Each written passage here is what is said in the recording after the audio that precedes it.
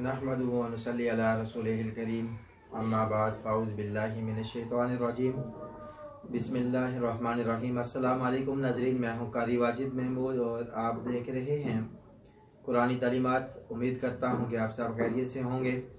आज आपकी खिदमत में एक नई वीडियो के साथ हाज़िर हुआ हूँ और हमारा आज का मौजू है कुर्बानी के मुतालिक। कुर्बानी के मसाइल हैं, किन जानवरों की कुर्बानी करना जायज़ है और किन जानवरों की कुर्बानी करना नाजायज़ है। तो नाजरीन, भेड़, बकरा, बकरी और दुम्बा इसी तरह एक ही शख्स की तरफ से कुर्बान किया जा सकता है। गाय, बैल और भैंस और ऊँट 7 आदमियों की तरफ से एक ही काफ़ी है। इनमें जो 7 हिस्से होंगे और बशर्ते कि सब की नीयत सवाब की नीयत हो, सवाब की नीयत से करें, महज गोश्त खाने की नीयत ना हो। और बकरा बकरी 1 साल का पूरा होना ज़रूरी है। भेड़ और दुम्बा अगर इतना फब्बा और तैयार है कि देखने में साल भर का मालूम होता हो तो भी जायज़ है। गाय, बैल, भैंस 2 साल की और ऊँट 5 साल का होना ज़रूरी है। ऊँट जो है वो 5 साल का हो और इसी तरह गाय है, बैल है, भैंस है 2 साल की होना, उनकी उम्र 2 साल की होना ज़रूरी है।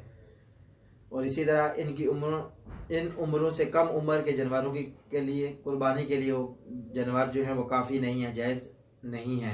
कम से कम जो है 2 साल की उम्र होनी चाहिए और ऊँट की 5 साल। और इसी तरह अगर जानवरों के जो फरोख्त करने वाला है, व्यापारी जिसे कहते हैं, वो अगर इनकी उम्र इतनी बताए और देखने में इनकी उम्र इतनी मालूम ना होती हो तो उसकी जो है हमें उसकी बात का इतबार करना पड़ेगा, उस पर एतमाद करना ज़रूरी है। और जिस जानवर के सींग पैदाइशी तौर पर ना हो या बीच में से टूट गए हों तो इसकी कुर्बानी दुरुस्त है।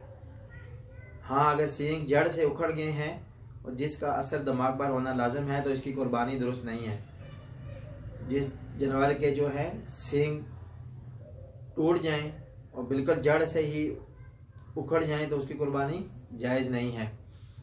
और इसी तरह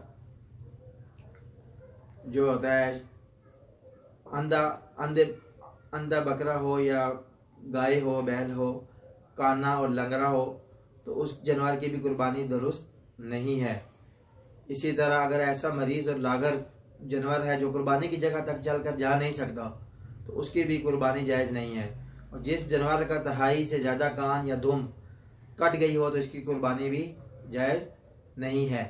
या जिस जानवर के दांत बिल्कुल ना हो या अक्सर ना हो, कुछ हो और कुछ ना हो तो इसकी भी कुर्बानी जायज़ नहीं है।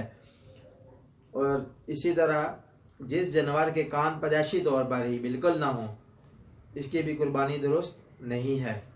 और अगर जानवर सही सालम खरीदा था तो इसमें कोई ऐब माने हो गया, कोई ऐब पैदा हो गया तो अगर खरीदने वाला साब इस्तात है, गनी है, साब नसाब है तो इसके लिए इस ऐबदार जानवर की कुर्बानी जायज़ नहीं है। हाँ, अगरचे अगर ये शख्स साब गनी नहीं है, साब नसाब नहीं है तो इस पर लाजम है कि इसी जानवर की कुर्बानी करे बजाय के दूसरा खरीदने के। और जो साब इस्तात है उसको चाहिए कि उस नया जानवर खरीद कर उसकी कुर्बानी करे। तो नजरीन, ये छोटे छोटे मसाइल थे जो आपके सामने मैंने रख दिए हैं कि इन जानवरों की कुर्बानी करना किन की जायज़ है और किन की नहीं है। अल्लाह रब्बुल इज़्ज़त से दुआ है कि हमें अमल करने की तौफीक अता फरमाए। और इसी तरह के और भी बहुत मसाइल हैं जो पूछना चाहता है, व्हाट्सएप नंबर हमारा दिया हुआ है तो आप पूछ सकते हैं।